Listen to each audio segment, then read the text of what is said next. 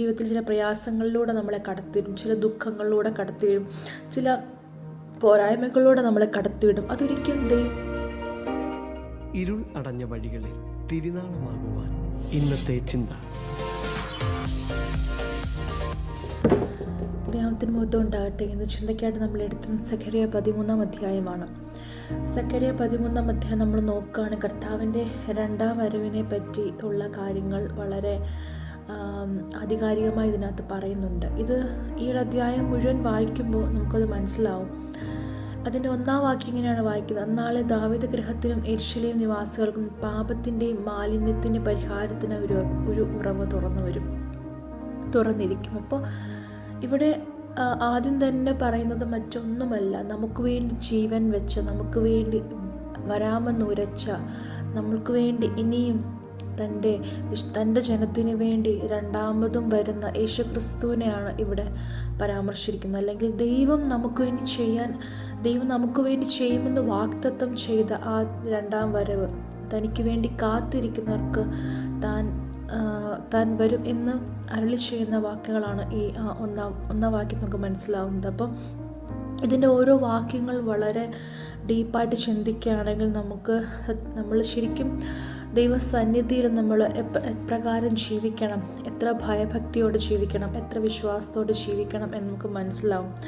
അതിൻ്റെ 9-ാം വാക്യം വായിക്കുകയാണെങ്കിൽ 9-ാം വാക്യത്തിൽ ഇങ്ങനെ വായിക്കുന്നു: 3-ൽ ഒരംശം ഞാൻ തീയിൽ കൂടി കടത്തി, വെള്ളി ഊതി കഴിക്കുന്ന പോലെ അവർ ഊതി കഴിക്കും, പൊന്ന് ശോധന കഴിക്കുന്ന പോലെ അവർ ശോധന കഴിക്കും. അവർ എൻ്റെ നാമത്തെ വിളിച്ചപേക്ഷിക്കും, ഞാൻ അവർക്ക് ഉത്തരമരുളുകയും ചെയ്യും. അവർ എൻ്റെ ജനമെന്നും ഞാൻ പറയും, യഹോവ എൻ്റെ ദൈവമെന്ന് അവരും പറയും. അപ്പോൾ നമ്മെ അവനോട് അടുപ്പിക്കുന്ന ഒരു ദൈവമാണ്. നമ്മൾ ഒരു പരിധി വരെ ദൈവത്തോട് നമ്മൾ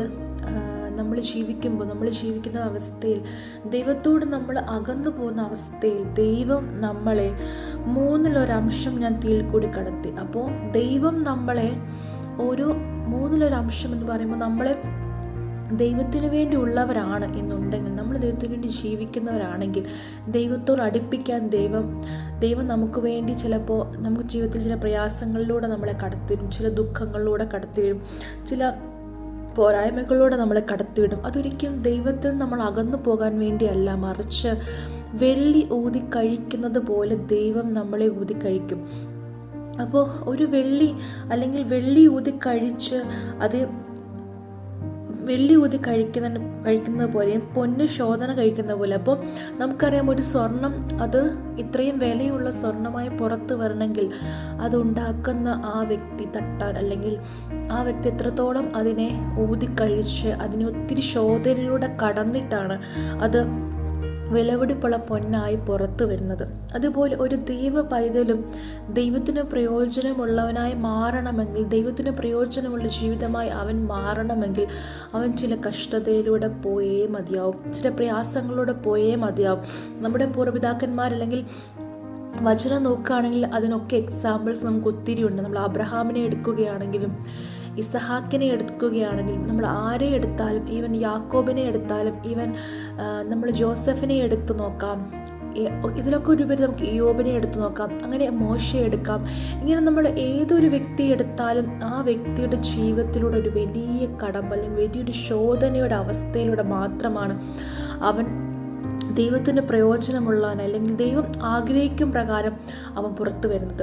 ഒരുപാട് പ്രയാസങ്ങളിലൂടെ കടന്നു പോയതിനു ശേഷം മാത്രമാണ് ദൈവത്തിന് വിളിയുള്ള ഒരു പൈതൽ, അല്ലെങ്കിൽ ദൈവം ആഗ്രഹിക്കും പ്രകാരം നമ്മൾ പുറത്തു വരികയുള്ളൂ. പക്ഷേ ആ ഒരു കാലഘട്ടം ചിലപ്പോൾ നമ്മൾ ദൈവത്തിൽ നിന്ന് അകന്നു പോയേക്കാം.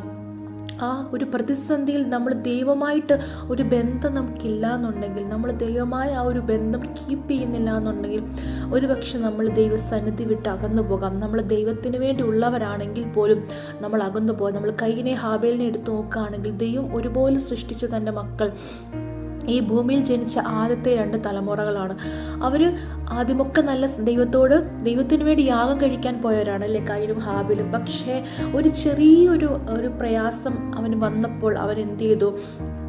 തൻ്റെ സഹോദരനെ കൊല്ലുവാനിടയായി തീർന്നു. അവൻ ലോകത്തിലെ ആദ്യ പാപിയായി മാറാനിടയായി തീർന്നു. ദിവസങ്ങളിൽ നമ്മൾ കൊലപാതകം അവനിലൂടെ നടക്കുവാനിടയായി തീർന്നു. ദിവസങ്ങളിൽ നമ്മൾ നോക്കുകയാണെങ്കിൽ നമുക്ക് ഒരു പ്രയാസം വരുമ്പോൾ, ഒരു പ്രതികൂലം വരുമ്പോൾ നമ്മൾ ദൈവത്തിൽ നിന്ന് അകന്നു പോയോ നമ്മൾ ചിന്തിക്കുക. ഈ ദിവസങ്ങളിൽ നമ്മൾ നമ്മുടെ ആത്മാവിനോട് നമ്മൾ ദൈവത്തോടുള്ള നമ്മൾ മനസ്സാക്ഷിയോട് നമ്മൾ ചോദിക്കുക, ദൈവമേ, ഞാൻ നിന്നെ വിട്ട് അകന്നു പോയി, ഈ പ്രയാസങ്ങൾ എൻ്റെ ജീവിതത്തിൽ വന്നപ്പോൾ നാളെയുടെ നന്മകൾ ദൈവം തരുന്നത് എന്ന് വിശ്വസിക്കാതെ ഞാൻ ദൈവത്തിൽ നിന്ന് അകന്നു പോയോ?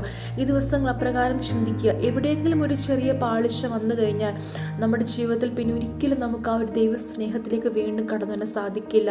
അതിന് എക്സാമ്പിളാണ് നമ്മൾ ശൗലിനെ നോക്കുകയാണെങ്കിൽ ദിവസങ്ങൾ ദൈവമാണ് അവനെ അഭിഷേകം ചെയ്ത് രാജാവാക്കിയത്. പക്ഷേ അവൻ അവസാനം ദൈവത്തിൻ്റെ ആത്മാവിൽ നിന്ന് പോകുവാനിടയായി തീർന്നു. ഈ ദിവസങ്ങൾ അപ്രകാരമുള്ള ഒരു പതനം, അപ്രകാരമുള്ളൊരു നാശം, അല്ല അപ്രകാരമുള്ളൊരു അവസാനം നമ്മൾ ദിവസങ്ങളിൽ കാണാതെ വണ്ണം നമ്മുടെ ജീവിതത്തിൽ നമ്മൾ ദൈവം എന്താഗ്രഹിക്കുന്നു, നമുക്ക് ഉറപ്പുണ്ട് നമ്മുടെ അപ്പൻ നമ്മളെ ഓരോ ദിവസവും പൊന്നുപോലെ ശോധന കഴിക്കുന്നത്, പൊന്നുപോലെ നമ്മളെ പുറത്തു കൊണ്ടുവരാനാണ്. ഈ ദിവസങ്ങളിൽ പ്രയാസം അനുഭവിക്കുന്ന വ്യക്തിയാണോ നിങ്ങൾ? ദൈവത്തിന് വേണ്ടി ഇറങ്ങി തിരിച്ചിട്ട് ഒരു നന്മയെ നിൻ്റെ ജീവിതത്തിൽ ഇല്ല എന്ന് വിശ്വസിക്കുന്ന വ്യക്തിയാണോ? ഈ ദിവസങ്ങൾ ദൈവത്തിന് വേണ്ടി എല്ലാം ചെയ്യുന്നുണ്ട്, പക്ഷേ എനിക്ക് മാത്രം, ഞാൻ അങ്ങനെയൊക്കെ വേണ്ടി പ്രാർത്ഥിക്കുന്നുണ്ട്, പക്ഷേ എൻ്റെ ജീവിതത്തിൽ മാത്രം ആ ഒരു വിഷയം നടക്കുന്നില്ല. ഞാൻ പ്രാർത്ഥിക്കുന്ന വിഷയത്തിൽ ദൈവം എന്തുകൊണ്ട് ഇപ്രകാരം ഒരു ലാഗിങ് വെക്കുന്നു? എന്തുകൊണ്ട് ഞാൻ അത് വിഷയത്തിൽ എനിക്കൊരു വിടുതൽ ലഭിക്കുന്നില്ല എന്ന് ദിനവും ചോദിക്കുന്ന ഒരു വ്യക്തിയാണോ നീ? എന്നാൽ ഒരു കാര്യം നമ്മൾ ചിന്തിക്കുക, ദൈവം എന്തെങ്കിലും നമുക്ക് വേണ്ടി ചെയ്തിട്ടുണ്ടെങ്കിൽ അത് ദൈവത്തിൻ്റെ ഹിതപ്രകാരമാണ്, ദൈവത്തിൻ്റെ ഇഷ്ടപ്രകാരമാണ്. ഈ ദിവസങ്ങളിൽ നമ്മൾക്ക് അപ്രകാരം ഒരു ബ്രേക്ക് ദൈവം തന്നിട്ടുണ്ടെങ്കിൽ അതൊരിക്കലും നമ്മൾ നശിപ്പിച്ച് കളയാനല്ല, ദൈവത്തിന് അകറ്റി കളയാനല്ല. ദൈവത്തിന് നമ്മളെപ്പറ്റി ഒരു പദ്ധതിയുണ്ട്. ആ പദ്ധതിക്ക് വേണ്ടി നമ്മളെ പുറത്ത് കൊണ്ടുവരാനും വേണ്ടിയാണ് ദൈവം നമ്മളെ ഓരോ ദിവസവും കഷ്ടതയിലൂടെ കൊണ്ടുപോകുന്ന ദിവസങ്ങൾ. ഈ വചനം നമ്മൾ ഓരോ ദിവസവും നമ്മളത് മനസ്സിലാക്കി നമ്മൾ മുന്നോട്ട് പോവുകയാണെങ്കിൽ ഒരിക്കലും നമ്മൾ അപ്പൻ്റെ സന്നദ്ധ വിട്ട് അകന്നു പോകുകയില്ല. ഈ ദിവസങ്ങൾ ആ ദൈവത്തോട് നമുക്ക് അടുത്തു വരാം. നമുക്കൊരു പ്രത്യാശയുണ്ട്, നമ്മുടെ കർത്താവിൻ്റെ രണ്ടാം വരവ്. ദൈവം നമുക്ക് വേണ്ടി അരുളി ചെയ്തതാണ്, ദൈവം നമുക്ക് വേണ്ടി ഇറങ്ങി വരുന്ന ദൈവമാണ്. ഈ ദിവസങ്ങളിൽ ആ ഒരു പ്രത്യാശയിൽ നമുക്ക് മുന്നേറാം, ആ പ്രത്യാശ നമുക്ക് ജീവിക്കാം. ഈ വചനങ്ങൾ ദൈവം നമ്മൾ ഓരോരുത്തരും അനുഗ്രഹിക്കുമാറാകട്ടെ. ആമേൻ.